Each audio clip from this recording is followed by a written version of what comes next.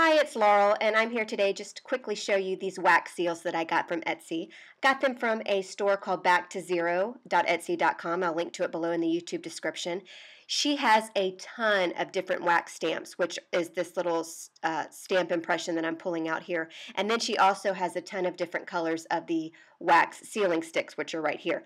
I prefer these because they have the wick on the end, so they're very easy to use. She has a ton of different wax stamps. The one I'm using is actually a Christmas one. I filmed this video before Christmas. Just forgot to post it. But she has a ton of different wax stamps with sayings and with images, anchors, animals, crowns, foliage, and then the sealing sticks come in a variety of different colors. So very inexpensive, and I like this because it's something cool that you can add to a card even, or to seal the back of your envelopes, which I'll show you in just a minute.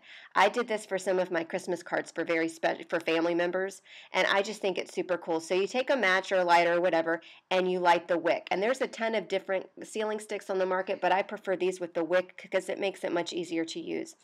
So you light it, and then you kind of hold it sideways, and you're starting to create this little drip puddle here. You want to create a puddle that's, I don't know, less than the size of a dime. You want to make sure it's big enough to when you stamp with your with wax stamp, the whole impression is going to show. But I don't know, this might be about 10 to 12 drips. I'm not really sure. So I've got this little puddle here, and then I'm going to take my wax stamp and press it down into the melted wax that's on my paper. You only for a second. You do have to work fast because this dries very quickly. But you just hold it for a second and look at that. Look at that impression you get. And that says Merry Christmas. Look at the detail that you can pick up from this melted wax. It's so stinking cool. I just love it. So now I want to show you the red. And again, they come in a bunch of different colors. Teals, turquoises, reds, greens, yellows, whatever floats your boat. So I'm just lighting the tip of that wax seal. You can also, depending on how you stamp, you don't have to have that full circle impression. And I'll show you what I mean here. I'm going to do this envelope twice. But this is a fun way to seal your envelopes. It reminds me of old school letters, and it also reminds me of Harry Potter. You guys know I'm a big Harry Potter freak, and you know all that wax seal stuff in the movie. So this is just super neat. So I'm taking it and I'm making sure I'm dropping a little puddle right where my envelope, this is a self-adhesive envelope, but I just wanted to show you what it would look like on an envelope. So ignore that little adhesive flap there. So you just want to make sure it overlaps with the flap and the base of the envelope because that's going to seal your envelope. So I'm dripping. This is the most time-consuming part, just waiting for the drips, which is, really doesn't take that long, but you don't want to go, you don't want to work too fast. So I'm going to grab my wax stamp here, and I'm going to kind of, I didn't make my puddle so big. So you're going to see you're only going to get half of an impression on the bottom. You're going to have that nice little ring on the bottom. You'll still get the impression from the stamp, but not that full circle, which I think is another cool look that you can go for too. You don't have to have a perfect circle every time if you don't want to.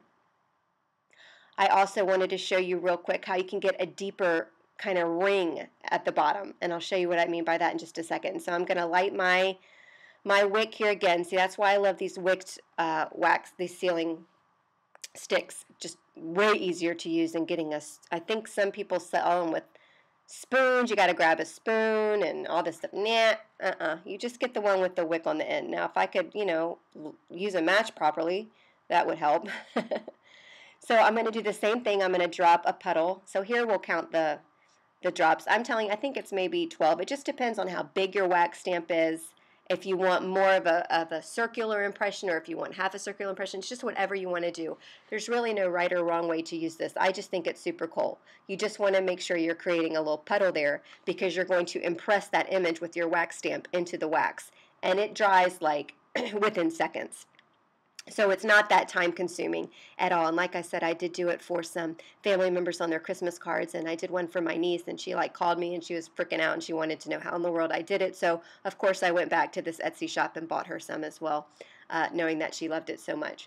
So now I've got this little puddle going here, and I'm going to carefully, making sure I'm doing it, the right way. Sometimes I stamp upside down. And so you see how some of that gooped out the bottom? I wanted to have a little ring down at the bottom and not at the top. And I just think that's cool too. So there's a bunch of different ways that you can do this. It's just whatever works for you. But I just think this is so cool. And like I said, she has a ton of different designs out there. She has a ton of different colors for the sealing sticks. So I encourage you to check her out. I'll link to her below, but her blog is backtozero.etsy.com. I've ordered from her, and I do recommend her. She's fast shipping, and I just think this is something super cool, and it's great fun. And you can add it to your envelopes, like I said, or you can also make it a focal point of a card.